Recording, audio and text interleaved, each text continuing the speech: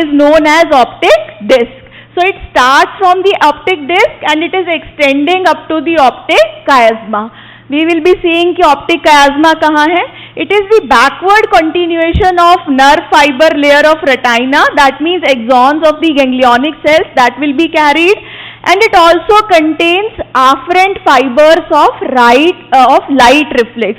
You know that there is constriction of pupil also, light reflex भी होता है. So those fibers are also carried with the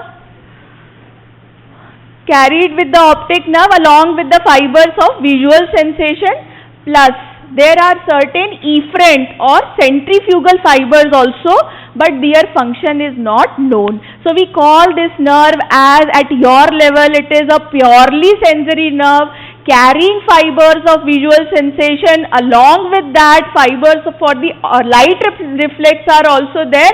कुछ efferent fibers भी हैं पर उनका function पता नहीं है. So it is a purely sensory nerve. So what are the components of the optic nerve? We have discussed special, somatic, afferent. आ जाओ.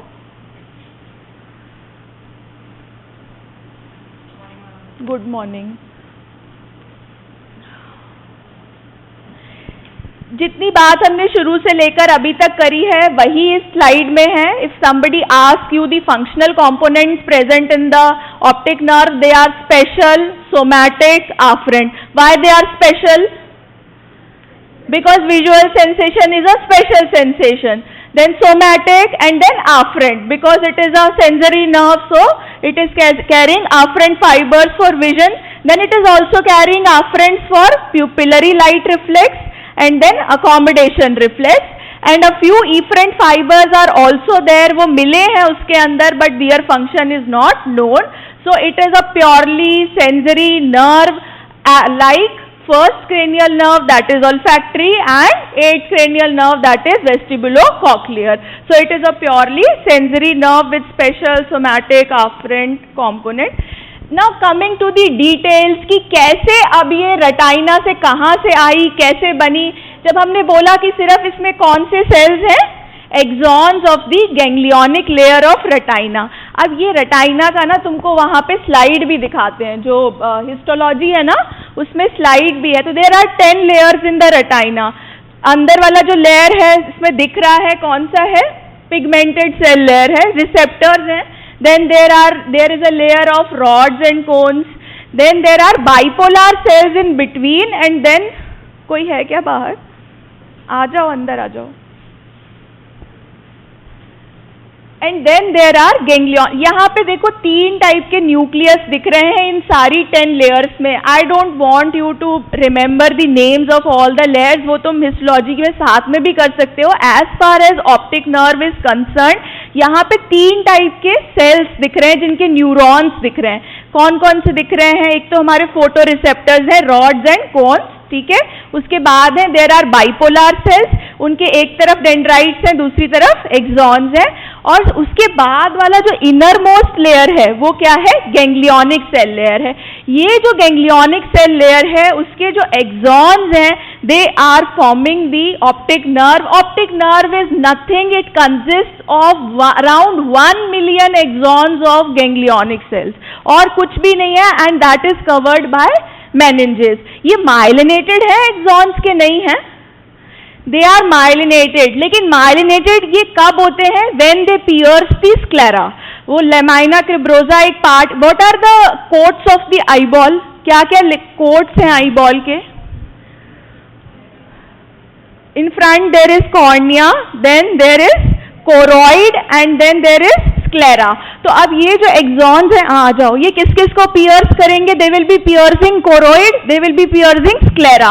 तो जहां पे ये स्क्लेरा को पियर्स कर रहे हैं वहां पे वो कैसा है? That is sieve like. So that portion is known as lamina cribrosa. तो जहां ये पियर्स कर रहे हैं उस वाले पॉइंट से they become myelinated. So and at that portion we call it as optic nerve, और वहीं पे हम इसको क्या बोल रहे हैं? माइलिनेटेड, मतलब इसके एक्सॉन्स हैं. फिर next, so it is a collection of axons of ganglionic cells which converge towards the optic disc and form optic nerve. So what is optic nerve? Now look at the picture. You can make out एक ganglionic cell layer है, inner neuronal layer है, outer neuronal layer है, optic disc है. So basically at the optic disc these fibers are converging. ये slide बहुत important नहीं है exam point of view से, लेकिन मैंने देखा था कि यूजी करिकुलम की कॉम्पिटेंसी है कि तुमको ऑप्थेल्मोस्कोपिक एग्जामिनेशन ऑफ ऑप्टिक डिस्क आना चाहिए, इसीलिए मैं बहुत डिटेल में बता रही हूँ ये वाली चीज़. मतलब ऐसा कुछ एग्जाम में आएगा ऐसा नहीं है, पर इसे अच्छे से समझ लो कि ये कहाँ पे कैसे, क्योंकि ऑप्टिक डिस्क की एग्जामिनेशन जो है वो जब तुम पास करोगे MBBS तो तुमको आना चाहिए. तो अब ये है ऑप्टिक डिस्क. यहाँ पे ये जो फाइबर्स हैं, एक्सॉन्स हैं, they are forming the optic nerve. So it begins at optic disc. It pierces the outer layer of retina, choroid and lamina cribrosa. Lamina cribrosa is actually sieve-like portion of the sclera, which is the outermost coat of the eyeball, and it is enclosed by 3 meninges of the brain with subdural and subarachnoid space. So this is the optic nerve. Now look at the picture. ये ganglionic cell layer है, inner neuronal layer है, outer neuronal layer है. वो axons जो हैं वो optic nerve जहाँ बन रहा है ऑप्टिक डिस्क वाले पार्ट में, वहाँ पे ये एक्सॉन्स चल रहे हैं. फिर क्या है, हाँ, जो लोग लेट आए हैं और बाकी के जो जिन्होंने पहले सुन लिया है उनके लिए ये एक रिवीजन स्लाइड है. मैंने बताया तुमको कि ये कैसा नर्व है, पिक्यूलियर है. It is an extension of white matter of forebrain. Developmentally retina is also an extension from the brain itself, and optic nerve is a stalk to that retina, so it is also an extension from the brain.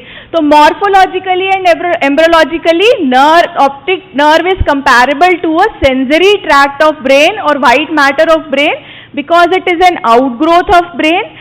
And one thing is कि it is not covered by neurilemma. Neurilemma is nothing, it is endoneurium. कोई भी nerve अगर है तो उसमें क्या होता है, 3 कनेक्टिव लेयर्स होती है ना कनेक्टिव टिश्यू की. कौन कौन सी? Epineurium, perineurium and endoneurium. So endoneurium is actually absent in the optic nerve, so that is why the fibres of the optic nerve they can not regenerate. So neurilemma is absent, and the fibers of the optic nerve are very fine. They are millions in number. They are surrounded by meninges, and both primary and secondary neurons are present in the retina. इस optic nerve के लिए first order neuron और second order neuron वो कहाँ present है? Retina में. कौन कौन से होंगे इसके लिए फर्स्ट ऑर्डर और सेकेंड ऑर्डर? हाँ, बाइपोलर सेल्स और ganglionic cells. First order are bipolar, second order are ganglionic cells. तो दोनों के दोनों ब्रेन में प्रेजेंट नहीं है, वो कहाँ प्रेजेंट है? They are present in the retina itself. So that is why this nerve is peculiar.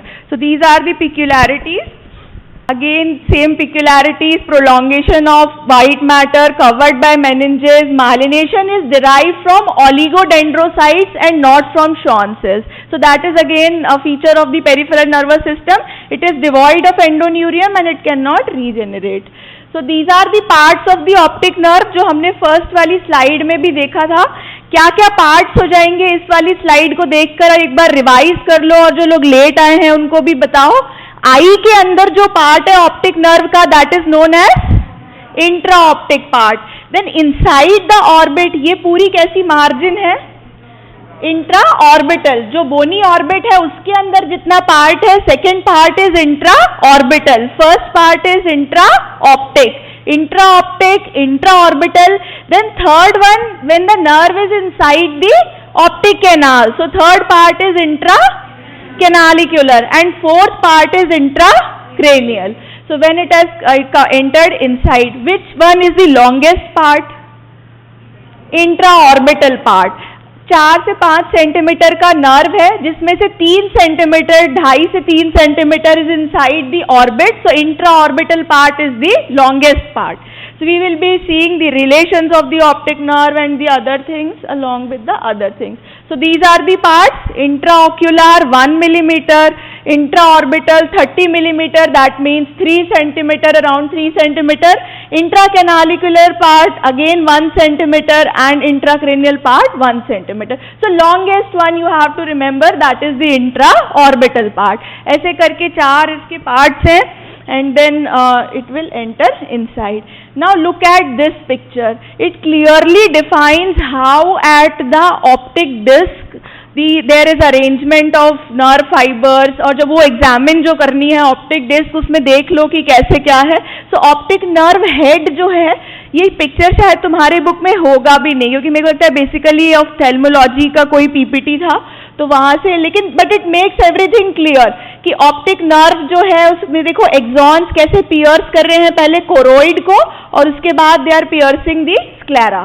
So they are, और जब स्क्लेरा को पियर्स कर दिया है लैमिना क्रिब्रोजा को, वो थिकेंड दिखाया है. थिकेंड क्यों है? क्योंकि माइलिनेशन हो गया है. So when they have pierce the lamina cribrosa, myelination occur. So these are the reasons which you don't have to remember as such. That is not asked. Now when the optic disc is seen with an ophthalmoscope, तो ऐसा सा picture आता है. posterior pole के medial 3 millimeter medial to the posterior pole of the eyeball, this optic disc is seen, जिसका center जो portion है optic cup जो है वो कैसा दिखेगा? illuminated दिखेगा, क्रीमी पिंकिश इन कलर दिखेगा, क्योंकि लाइट जो है वो क्लियरली पास करेगा. पिंक इसलिए दिखेगा क्योंकि वेस्कुलैरिटी है. अभी एक और पिक्चर दिखाती हूँ. इसी के अंदर ये जो हमने ऑप्टिक डिस्क देखा ना, इसके सेंटर वाले पोर्शन में retinal artery and retinal vein is also there, plus उनकी ब्रांचेस भी होंगी. तो vascularity is there and then the cone of the light can pass. तो वो जो सेंटर वाला पोर्शन है that is more illuminated sort of. और ये जो पेरिफेरल जो पोर्शन है दैट इज समवॉट डार्कर, क्योंकि वहां से हमने देखा था वो जो एक्सॉन्स है वो एंटर कर रहे थे ऑप्टिक डिस्क के अंदर. तो peripheral portion is darker, centre portion is creamy pink illuminated in color. That is the normal picture of the optic disc. So optic disc is a part of nerve head. ये कुछ भी exam में नहीं आने वाला है, एक बार बस देख लो क्योंकि मैं ऑप्टिक नर्व पढ़ा रही हूँ. Part of nerve head visible with ophthalmoscope. So it has got an optic cup and neuroretinal rim which is separated by a scleral ring of Elschnig. ये scleral ring कुछ नहीं है, कनेक्टिव टिश्यू है. कोई connective tissue इसको बाकी की चीजों से सेपरेट करेगा, तो वो ये रिंग हो गई.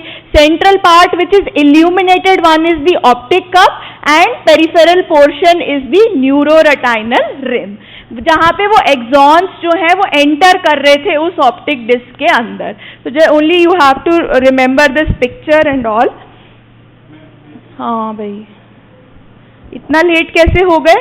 Why the normal disc appear pinks? Because light entering the disc diffuses among adjacent columns of glial cells and capillaries.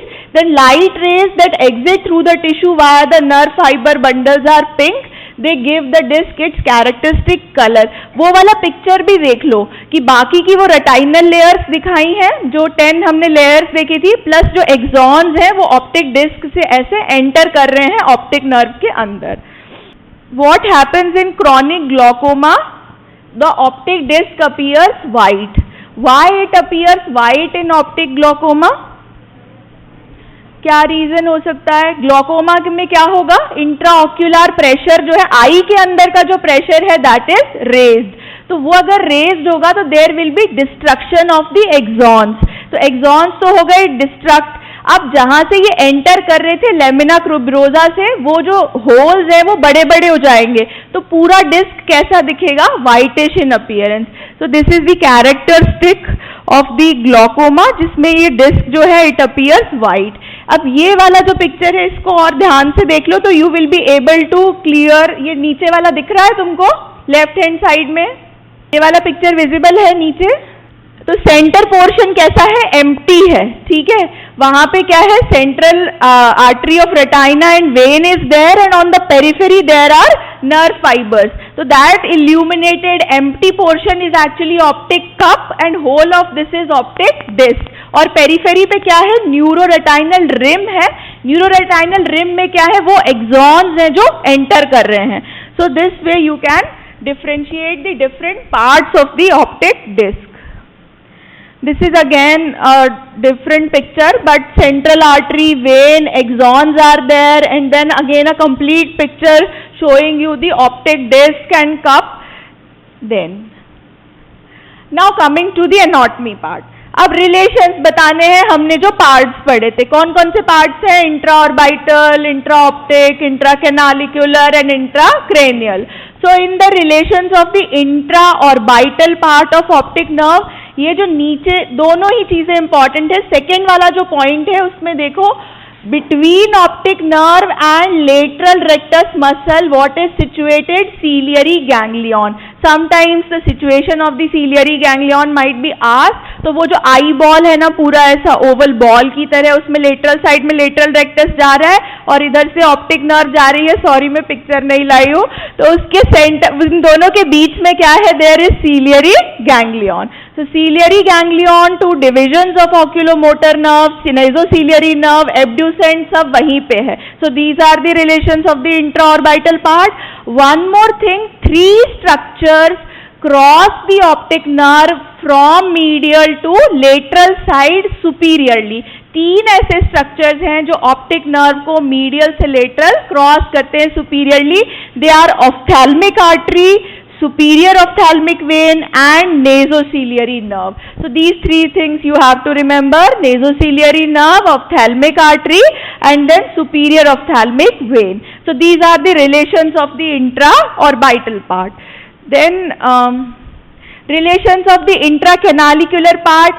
अब ये वैसे भी उसमें वाइवा में भी पूछ लेते हैं, ऑप्टिक कैनाल से ऑप्टिक नर्व के अलावा और क्या पास होता है? दो स्ट्रक्चर्स पास होते हैं ऑप्टिक कैनाल से. Ophthalmic artery. Ophthalmic artery is a branch of, अंदर से आ रही है, हाँ, internal carotid artery. So ophthalmic artery और optic nerve, both the structures they pass through the optic canal. अब इन्हीं दोनों का रिलेशन होगा इंट्राकैनालिकुलर पार्ट में. So it is closely related to the ophthalmic artery. Ophthalmic artery crosses the nerve inferiorly from medial to lateral in the dural sheath, leaves the sheath at the orbital end of the canal. One more relation is important: sphenoid and posterior ethmoidal sinuses, they lie medial to the optic nerve in the intracanalicular part. अगर तुमने वो interior of the skull base देखा है तो anterior cranial fossa में क्या क्या, कौन कौन सी बोन्स हैं? Frontal bone is there. Centre में कौन सी बोन है? Ethmoid. And then there is sphenoid. Sphenoid bone के अंदर कौन सा साइनस है? Sphenoidal air sinus. Ethmoid bone में कौन से साइनसेस है? Ethmoidal air sinuses. तो अगर किसी को पैरानेजल साइनसेस, साइनोसाइटिस हो रहा है, प्रॉब्लम किसका है? नोज का, साइनोसाइटिस हो रहा है, बट दैट इज क्योंकि ये क्लोजली एनाटॉमिकली किससे रिलेटेड है? ऑप्टिक नर्व से. सो दैट कंडीशन में affect the optic nerve also. So this relation accounts for retrobulbar neuritis following infection of the sinuses. That means the infection of the sinus may compress the optic nerve. मतलब ये जो है patient वो ENT surgeon के पास भी जा सकता है एंड ही और she might go to the ophthalmologist also. तो अगर एनाटॉमी पता है तो यू माइट कोरिलेट कि दोनों जो साइनसेस हैं वो कहाँ पड़े हैं? बिल्कुल पास में है, medial wall of the optic canal के. तो इथमॉइडल एयर साइनस और sphenoidal air sinus. So both these relations are important clinically. Then intracranial part जो है दैट, ये कहाँ बनेगा optic chiasma? There is a chiasmatic sulcus. Interior of the skull base फिर से याद कर लो, सेंटर में देयर इज सेल्ला टर्सिका, उस पे ऊपर क्या रखा हुआ है? Pituitary. Anterior to that there is a chiasmatic sulcus, उसके ऊपर क्या है? ऑप्टिक क्याज्मा है. तो इंट्राकैनालिकुलर पार्ट जो है that will be related to the cavernous sinus. It will be ensheathed only in pia mater. मैंने क्या बताया था इसमें कौन कौन सी मेनिंजेस हैं? तीनों हैं. लेकिन पाया मैटर कहाँ तक है? जब तक ये कैनाल में एंटर नहीं हुई है. जब कैनाल में एंटर हुई है तो बाकी दोनों भी जुड़ गए हैं. कौन कौन से?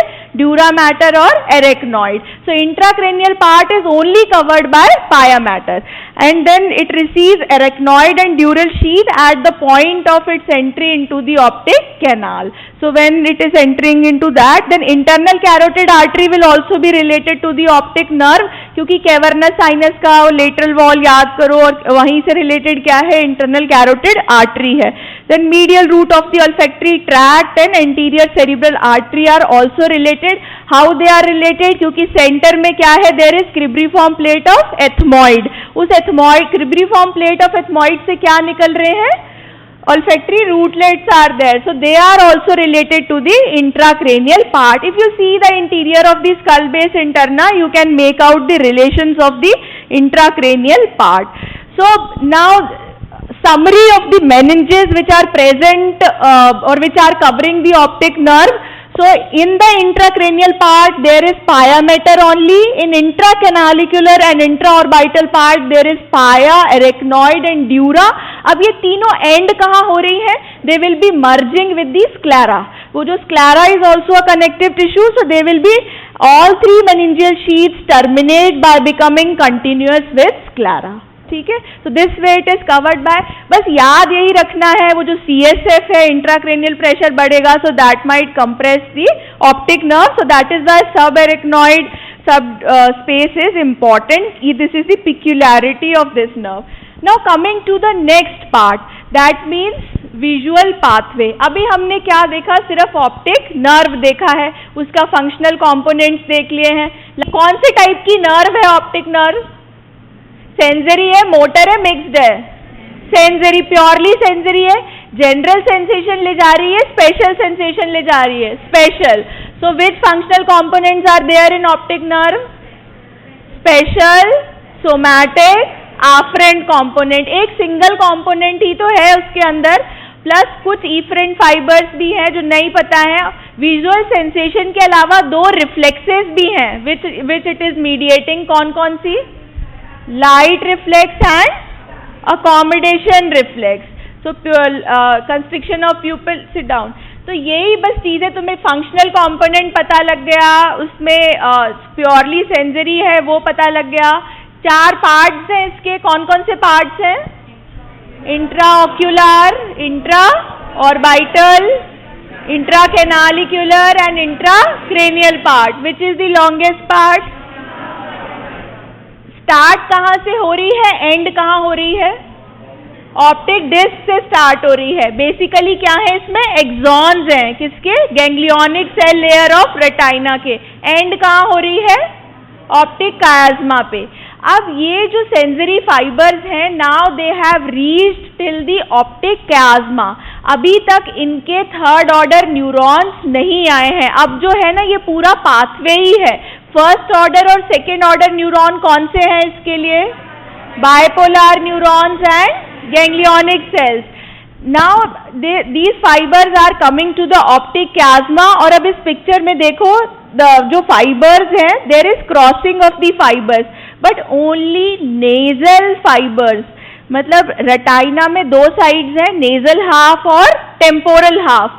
तो जो नेजल साइड के फाइबर्स है ना, दोनों साइड के, only they are crossing at the optic chiasma. Temporal fibres वैसे के वैसे ही निकल जाएंगे.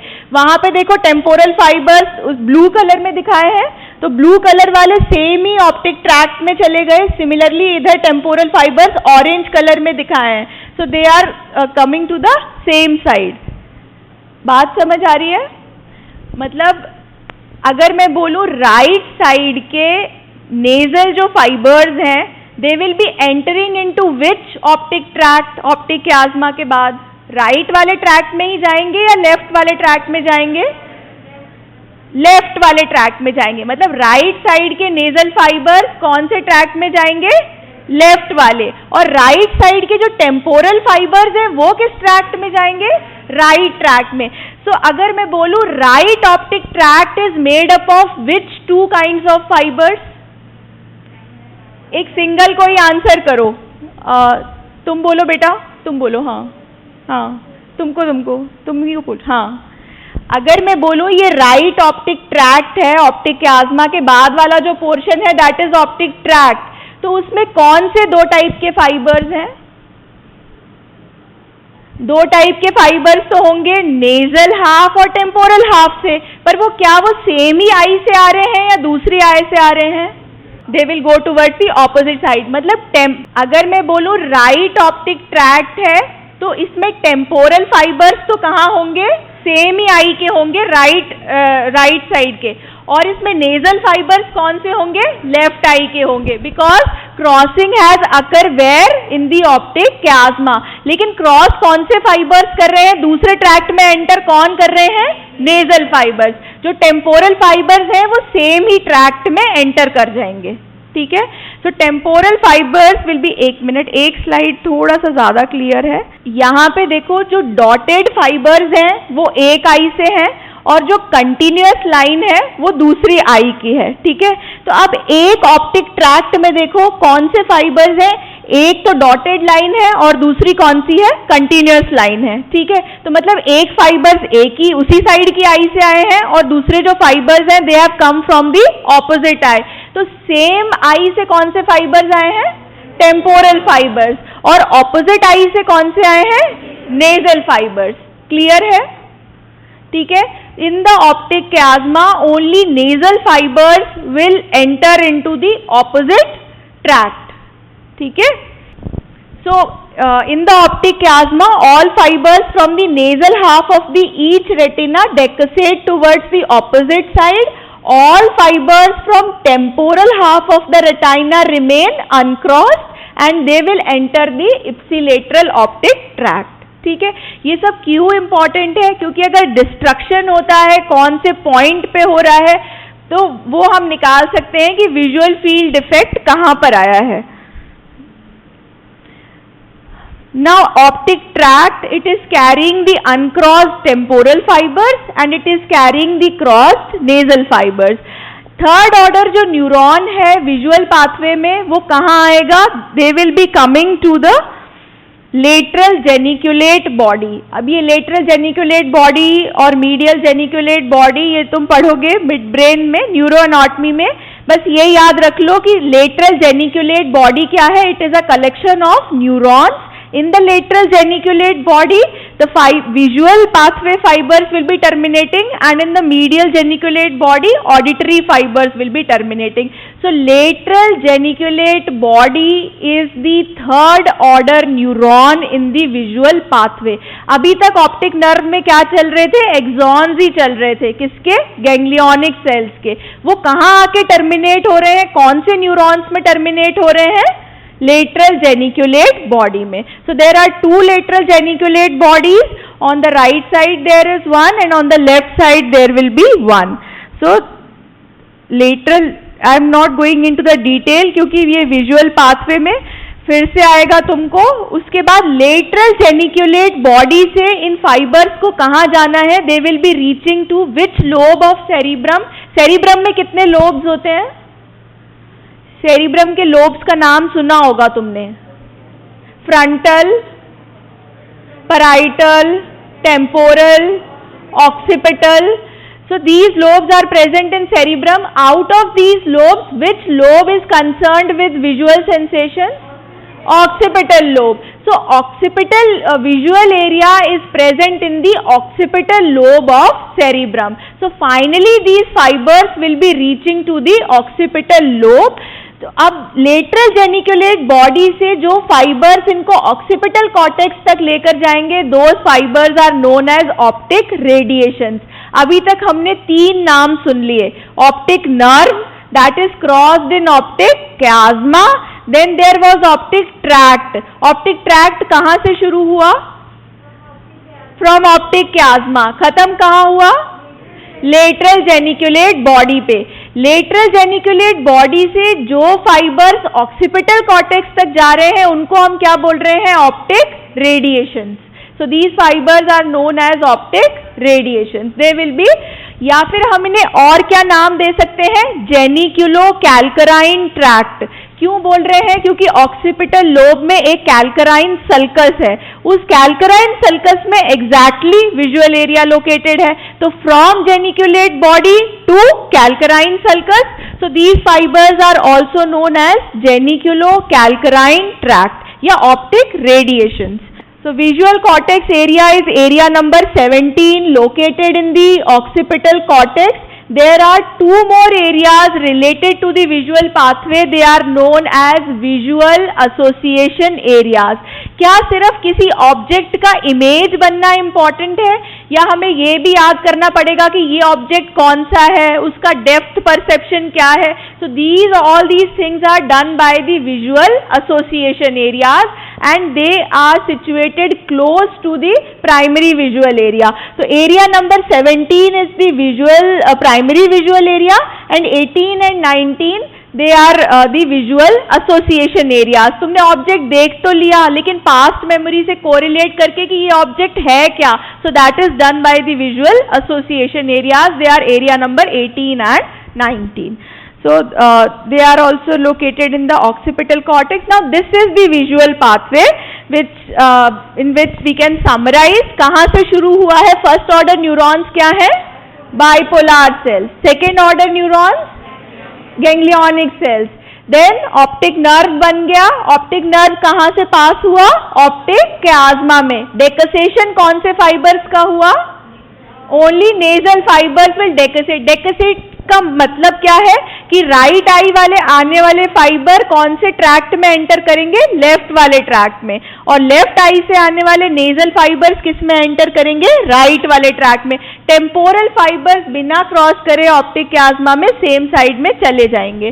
Then optic chiasma, optic tract, third order neurons are where? They are in the lateral geniculate body in the midbrain. Then there is optic radiation, and from the optic radiation the fibers will be going to area number 17, 18 and 19. 17 is the primary visual area and 18 and 19 are the visual association areas. So this way this is the visual pathway. It is not easy. जब इसमें से हम निकालेंगे ना चीजें then it becomes somewhat typical, पर ठीक है एक व्यू बन जाएगा कि क्या क्या है. So this is the calcarine fissure where now coming to two reflexes. They are light reflex and the accommodation reflex. Light reflex से क्या होता है कोई बताएगा? पहले इन जनरल पाथवे हम बाद में ट्रेस करेंगे. लाइट रिफ्लेक्स कैसे करोगे बताओ? क्या करते हैं उसमें? टॉर्च लेते हैं, फिर क्या करते हैं? आंख में डालते हैं लाइट, तो क्या होता है? There is constriction of pupil. तो अब ये जो कंस्ट्रिक्शन ऑफ प्यूपिल है वो सेम साइड में होता है या दूसरे साइड में भी होता है? दोनों साइड में भी होता है. There is consensual light reflex also, मतलब हम यहाँ डाल रहे हैं और दूसरे वाले साइड में भी there is constriction of pupil. That is known as consensual light reflex. वो भी हम देखेंगे. And what is accommodation reflex? किसके लिए होता है अकोमोडेशन रिफ्लेक्स? डिस्टेंस से नियर पे आते हैं तो for near vision there is near reflex. इसको नियर रिफ्लेक्स भी बोलते हैं और अकोमोडेशन रिफ्लेक्स भी बोलते हैं. मैं कोई चीज वहां दूर देख रही हूँ, पास में लेकर आ रही हूँ, तो क्या क्या चेंजेस होंगे? लेंस की थिकनेस कैसी हो जाएगी? It will increase. Second thing और क्या होगा? There will be constriction of pupil. बहुत ज्यादा लाइट की जरूरत नहीं है. थर्ड कॉम्पोनेंट क्या है अकोमोडेशन रिफ्लेक्स का? There will be convergence. There will be contraction of medial rectus muscle. So there are three components of accommodation reflex or near reflex. There will be constriction of pupil, thickening of the lens, plus there will be contraction of medial rectus muscle. अब इसका pathway दोनों reflexes का trace कर लेते हैं. Pupillary reflex, पहले accommodation reflex देख लेते हैं. 3 components है: convergence of the eyes, lens thickening and constriction of pupil, because all these things are required. अब मुझे जरा एक चीज बताओ कि इनमें मसल्स कौन कौन से काम करेंगे. अगर मुझे कन्वर्जेंस ऑफ द आईज चाहिए तो कौन सा मसल कॉन्ट्रैक्ट करवाना है? Medial rectus. मीडियल रेक्टस की नर्व सप्लाई क्या है? LR6, SO4 and rest all are supplied by oculomotor nerve. Rest all are supplied by, तो medial rectus rest में आता है, so that is supplied by which nerve? Oculomotor nerve, इसका nucleus कहाँ है? मिड ब्रेन में है, पॉन्स में, मेड्यूला में है? हाँ, मिड ब्रेन में है। तो मैं एक आसान सी चीज बताती हूँ कि यू विल ऑलवेज रिमेंबर सारे न्यूक्लियस की कहाँ है। 3rd से लेके 12th क्रेनियल नर्व के nucleus they are located in brainstem. Okay, brainstem के कंपोनेंट्स क्या क्या हैं? Midbrain, pons and medulla. तो मिड ब्रेन में 2 नर्व्स के न्यूक्लियस हैं, कौन कौन से? 3rd and 4th। फिर उसके बाद पॉन्स में किस किस का न्यूक्लियस है? 5, 6, 7, 8, 9, 10, 11, 12 nucleus are located in the medulla. Trigeminal के 4 न्यूक्लियस है, तो वो डिस्पर्स्ड है, मतलब like from midbrain to the spinal cord, वो तुमने पढ़े हैं ना, 3 उसके 4 न्यूक्लियस है, तो वो that is disperse kind of, पर बाकी सारी नर्व्स के लिए ये अप्लाई होता है। ठीक है, तो अब इसका न्यूक्लियस कौन सा है, कहाँ जाना है इसको? मिड ब्रेन में। ठीक है, for medial rectus. Lens thickening के लिए कौन सा मसल चाहिए? Ciliaris muscle. So ciliaris muscle. And then constriction of pupil के लिए कौन सा मसल चाहिए? Sphincter pupillae. There are 2 muscles ना, sphincter pupillae and dilator pupillae. Sphincter pupillae is that will be contracted by sympathetic nerve और parasympathetic pathway? Parasympathetic. इसको कैसे याद रखोगे कि सिंपैथेटिक में क्या है? कुछ भयानक सा हुआ है जिसमें आंखें कैसी हो जाएंगी? बड़ी हो जाएंगी, और पैरासिम्पैथेटिक उसको छोटा कर देगा। So constriction of pupil is done by parasympathetic. अब यहाँ पे वो गैंग्लियन आएगा जो हमारे 4 गैंग्लियन में से एक है। कौन कौन से गैंग्लियन है पैरासिम्पैथेटिक? हाँ, ciliary ganglion will be related to this pathway. So now अब थोड़ी 3 चीजें हो गई हमारे पास। एक मीडियल रेक्टस को कॉन्ट्रैक्ट करना है, सीलियारिस मसल चाहिए, और कौन सा मसल चाहिए? स्फिंक्टर प्यूपिली चाहिए। देखो कैसे हो रहा है। ऑप्टिक नर्व से फाइबर्स कहाँ जा रहे हैं? वो सीधे वहीं जा रहे हैं, primary and secondary visual cortex तक। तुम बताओगे पाथवे क्या क्या था? ऑप्टिक नर्व से कहाँ गए? ऑप्टिक क्याज्मा में। फिर कहाँ गए? ऑप्टिक ट्रैक्ट में। ऑप्टिक ट्रैक्ट से कहाँ गए? लेटरल जेनिकुलेट बॉडी में। फिर कहाँ गए? ऑप्टिक रेडिएशन से विजुअल कॉर्टेक्स तक पहुंच गए। उसके बाद में विजुअल कॉर्टेक्स जो है वो ऑक्सीपिटल लोब में है, लेकिन हमें ऑक्यूलोमोटर इसके लिए जाने के लिए क्या कहाँ आना पड़ेगा? फ्रंटल आई फील्ड में आना पड़ेगा। That is area number 8। मतलब ये विजुअल कॉर्टेक्स से नहीं हो रहा है, ये कहाँ है? इसका cerebral area, that is frontal eye field. That means that is located in frontal lobe. तो कुछ एसोसिएशन फाइबर्स होते हैं which are connecting the occipital lobe with the frontal lobe, that are known as long association fibres which will be connecting the occipital lobe with the frontal eye field. अब frontal eye field से ये fibers जो है वो किसको direct कर रहे हैं? oculomotor nucleus. That oculomotor nucleus is located in the midbrain and that will be contracting the medial rectus muscle. And then जो इसके जो फाइबर्स हैं किसके लिए चाहिए हमें? स्फिंक्टर प्यूपिली के लिए और सीलियारिस मसल के लिए parasympathetic pathway. They will be going to which nucleus? They will be going to Edinger Westphal nucleus. अब ये एडिंगर-वेस्टफाल न्यूक्लियस कहाँ है? कुछ भी चिंता करने की बात नहीं है, तुमको मिड ब्रेन के सेक्शंस करवाएंगे न्यूरोएनाटॉमी में, उसमें दोनों न्यूक्लियस पास पास में पड़े हुए हैं, ऑक्यूलोमोटर नर्व न्यूक्लियस भी और एडिंगर-वेस्टफाल न्यूक्लियस भी। अभी याद रख लो, they are present in midbrain. ठीक है, both are present where? Both are present in midbrain. बस ये मीडिएट किससे हो रहा है? एडिंगर-वेस्टफाल न्यूक्लियस से। प्री गैंग्लियोनिक फाइबर्स आएंगे, कौन से गैंग्लियन में आएंगे? सीलियरी गैंग्लियन में। किस किस को सप्लाई करेंगे? सीलियारिस मसल और स्फिंक्टर प्यूपिली को। So this is the pathway for the accommodation reflex और the near reflex with 3 components. दोनों में 2 न्यूक्लियस हमने यूज करे हैं, oculomotor nerve nucleus and Edinger Westphal nucleus, and that is mediated through ciliary ganglion by ciliaris muscle and sphincter pupillae muscle. अब pupillary light reflex. Pupillary light reflex आसान है, वो इतना नहीं है, इसमें 3 कंपोनेंट्स नहीं है, सिर्फ स्फिंक्टर प्यूपिली चाहिए। पर इसमें एक एड ऑन चीज क्या है? वहां पे स्फिंक्टर प्यूपिली को कॉन्ट्रैक्ट कराने के लिए कौन सा न्यूक्लियस था? Edinger Westphal nucleus. अब एडिंगर वेस्टफाल न्यूक्लियस तक फाइबर्स आने के पहले they go to pretectal nucleus also. ये प्री टेक्टल न्यूक्लियस जो है उसका फायदा बस इतना है कि एक प्री टेक्टल न्यूक्लियस अगर राइट साइड का है तो it will be innervating the Edinger Westphal nucleus of both the sides, ठीक है। तो एक साइड में लाइट डालने के बाद में there will be consensual light reflex also. So response of pupils to the bright light as contraction is known as light reflex। हमने लाइट डाली, प्यूपिल कॉन्ट्रैक्ट हो गया, छोटा हो गया, तो हमने उसे लाइट रिफ्लेक्स बोल दिया। It is a protective response to reduce the intensity of light on retina. Do you all agree? Protective response है, लाइट डालते ही रिफ्लेक्स सेक्शन हो जाएगा। Contraction of the same pupil and there is consensual contraction of opposite प्यूपिल।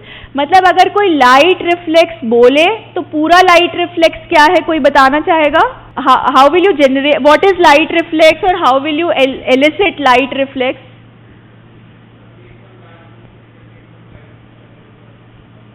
नहीं, अगर मान लो मुझे patient में देखना है कि इसका लाइट रिफ्लेक्स ठीक है कि नहीं, फिर तुम क्या करोगे?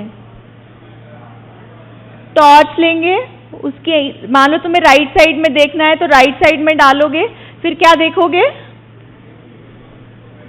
People constrict plus there is a consensual light reflex also. दूसरे साइड का जो प्यूपिल है वो भी कंस्ट्रिक्ट होगा normally, so that is consensual light reflex. इधर डाला पर उसको भी देख लोगे कि वो कंस्ट्रिक्ट हो रहा है या नहीं हो रहा है। So this whole reflex it down, so this whole reflex is actually the pupillary light reflex.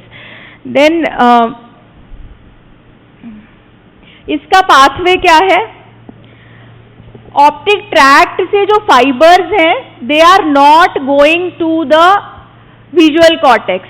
अब जो फाइबर्स हैं वो ऑप्टिक नर्व से तो गए, ऑप्टिक क्याज्मा तक गए, ऑप्टिक ट्रैक्ट तक भी गए, लेकिन ट्रैक्ट से इन्होंने अपना पाथ चेंज कर लिया। ट्रैक्ट से ये कहाँ चले गए? प्री टेक्टल न्यूक्लियस में। This pretectal nucleus is also located in midbrain. तो आज मिड ब्रेन में हमने 2-3 चीजें देख ली, Edinger Westphal nucleus, oculomotor nucleus, pretectal nucleus. Don't worry, पूरा सेक्शन तुमको मिड ब्रेन में पढ़ा देंगे, अभी के लिए बस इतना। फिर प्री टेक्टल न्यूक्लियस से जो फाइबर्स हैं they are going to the Edinger Westphal nucleus of the third nerve. इसमें बस क्लिक जो मतलब टेक्निकल बात है वो यही है कि एक साइड के pretectal nucleus that is actually working, और इसके फाइबर्स कहाँ जा रहे हैं? दोनों साइड के एडिंगर वेस्टफाल न्यूक्लियस पे जा रहे हैं। इसीलिए कौन सा रिफ्लेक्स आ रहा है? Consensual light reflex. तो ये सीलियरी गैंग्लियन से एडिंगर वेस्टफाल न्यूक्लियस से प्री गैंग्लियोनिक फाइबर्स किस में आएंगे? सीलियरी गैंग्लियन पे। And then there will be short ciliary nerves, they will be contracting sphincter pupillae and the ciliaris muscle. Sphincter pupillae is contracted by sympathetic और parasympathetic. You will never forget, ciliary ganglion को नहीं भूलना, वो parasympathetic ganglion है, और sphincter pupillae जो muscle है वो parasympathetic से contract हो रही है। What is papilloedema? It is defined as edema of the optic disc और nerve head। दोनों साइड का कंपेयर कर लो, ऑप्टिक डिस्क इसमें दिख रहा है, उसमें दिख ही नहीं रहा है। जो 2 पिक्चर्स हैं उसमें पेपिलोइडीमा हो गया है। There is oedema of the optic disc और nerve head, there is increased venous pressure due to retardation of venous return. Clinical feature क्या आएगा? बीच बीच में से ब्लड विजन हो जाएगा, transient attacks of blood vision. कभी तो बिल्कुल ठीक दिख रहा है और कभी बीच में विजन जो हो रहा है वो कैसा हो गया है? Blurred vision. So that is papilloedema और चोक्ड डिस्क, पूरी डिस्क जो है वो चोक्ड हो गई है। देन डायबिटिक रेटाइनोपैथी में पता है वो वेसल्स को ऑक्लूड करती है। There is infarction also, so retinal ischaemia, haemorrhagic spots दिख सकते हैं ऑप्टिक डिस्क के ऊपर, ऐसे हेमरेजिक स्पॉट्स आ सकते हैं। And there will be hard exudates can also be there in diabetic retinopathy. Normal illuminated cone के साथ साथ में ये सब भी आ रहा है। Now this is very important, Foster Kennedy syndrome. इसमें क्या हो रहा है? There is a tumour which is affecting the frontal lobe. अब याद करो फ्रंटल लोब कहाँ है? वो जो फ्रंटल बोन है उसके ऊपर फ्रंटल लोब पड़ा हुआ है सेरिब्रम का, ठीक है। उसका क्या हो गया? ट्यूमर हो गया। तो तो अगर जिस साइड ट्यूमर हो रहा है उस साइड की ऑप्टिक नर्व कंप्रेस होगी, ठीक है, तो क्या होगा, there will be total blindness, there can be total blindness of that eye, लेकिन plus there will be papilloedema in the other eye, दूसरी आई में क्या मिलेगा, पैपिलोइडीमा मिलेगा। क्यों मिलेगा, क्योंकि there is raised intracranial tension, मतलब वो CSF फ्लो को भी ऑब्स्ट्रक्ट कर रहा है, तो दूसरे साइड में हमें क्या मिल जाएगा, पैपिलोइडीमा, और सेम साइड की ऑप्टिक नर्व जो है वो तो चली गई है, ऑप्टिक और एट्रोफी हो गई है, तो there might be blindness also. So on one side complete blindness or optic atrophy, on the other side if there is papilloedema, so the diagnosis can be Foster Kennedy syndrome, ठीक है, क्योंकि वो सब arachnoid space याद रखना optic nerve के around है और किसी नर्व में नहीं है, ये पिक्युलैरिटी है उसकी, सारी मेनिंजेस उसके पास है, तो CSF भी है सब एरेक्नॉइड स्पेस में, तो कोई भी इंट्राक्रेनियल प्रेशर कुछ भी चेंजेस आ रहे हैं तो that might affect. Then complete lesion of one optic nerve will lead to total blindness of the corresponding eye. इनका क्या होगा, प्यूपिलरी लाइट रिफ्लेक्स और अकोमोडेशन रिफ्लेक्स का क्या होगा, एक साइड की ऑप्टिक नर्व चली गई तो हमने इधर से लाइट डाला, ऑप्टिक नर्व इधर की काम ही नहीं कर रही है, तो कंसेंसुअल वाला आएगा, बोथ विल बी लॉस्ट ना, क्योंकि एक साइड मान लो हमने इस साइड की ऑप्टिक नर्व गई है सपोज, तो हमने अगर इस वाली लाइट से लाइट डाली तो इधर का तो कॉन्ट्रैक्ट नहीं होगा, तो यहाँ से फाइबर्स भी तो आगे नहीं जा रहे हैं ना, उस वाली नर्व से कहाँ जा रहा है, तो इस अगर हम दूसरी आई में लाइट डालेंगे तब उसका प्यूपिल वो हो जाएगा, कंस्ट्रिक्ट हो जाएगा, लेकिन जिस साइड की ऑप्टिक नर्व गई है उस साइड का नहीं होगा, प्लस कंसेंसुअल लाइट रिफ्लेक्स भी नहीं आएगा दूसरी आई में, ठीक है, accommodation reflex will remain unaffected, ठीक है।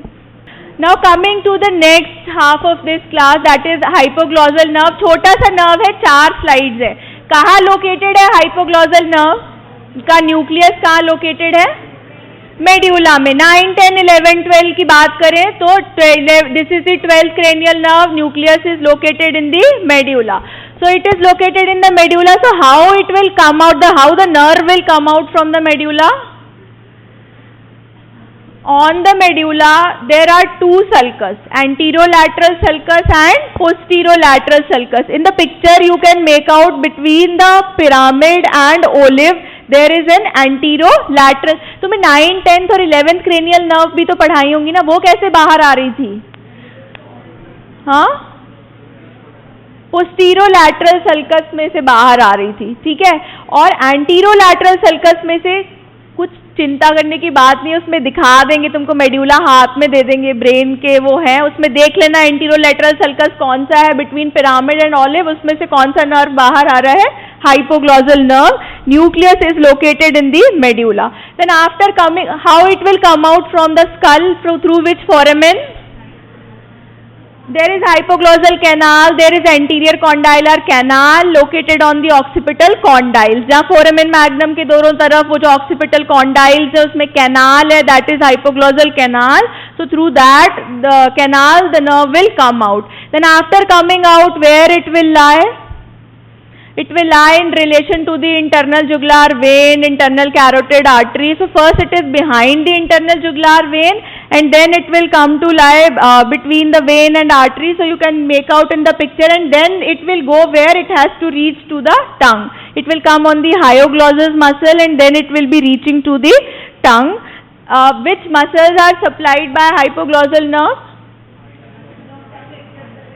All muscles of the tongue are supplied by hypoglossal nerve except palatoglossus. So this is one thing which this nerve is supplying purely, and then you know the fibers of C1 are also attached to the hypoglossal nerve, and then they will be forming the ansa cervicalis. Then certain other muscles will also be supplied, but basically they are supplied with the C1. So purely hypoglossal nerve supplies the muscles of the tongue except the palatoglossus. So this is the loop of the ansa cervicalis. It is forming with the C1. So you can see in the picture it will be supplying geniohyoid and thyrohyoid muscle, but basically they are fibers of C1 which are supplying and not the hypoglossal nerve. So this way it will come. Now coming to the clinical part, what will happen if there occurs destruction of the hypoglossal nerve? क्या कैसे test कैसे करेंगे hypoglossal nerve को? What will you do? How will you test hypoglossal nerve? Patient को बोलेंगे अपना tongue बाहर निकालो, ठीक है, and then the tongue will deviate towards the normal side और towards the paralysed side. It will deviate towards the paralysed side because of the action of genioglossus on the normal side. तो बस इसमें इसकी testing के लिए क्या करते हैं, we will ask the patient to protrude the tongue and the tongue will be deviated towards the paralyzed side, जिस साइड का. अब इसमें एक चीज याद रखना कि हाइपोग्लॉसल न्यूक्लियस की बात नहीं कर रहे हैं हम. किसकी बात कर रहे हैं कि एट्रोफी हो गई है, उसके बाद हमें पता है कि इस साइड का ये चला गया है. हाइपोग्लॉसल नर्व न्यूक्लियस से निकलने के बाद में, जैसे राइट साइड का न्यूक्लियस है तो वो वाली नर्व किस तरफ जाएगी, लेफ्ट साइड, एंड अगर लेफ्ट साइड का न्यूक्लियस है तो it will supply the right side. So these things we have to keep in mind कि क्या है. But otherwise if there is atrophy then the tongue will deviate towards the paralysed side because of the action of genioglossus which will be pushing the tongue towards that side. So thank you. This is all about optic nerve and hypoglossal nerve.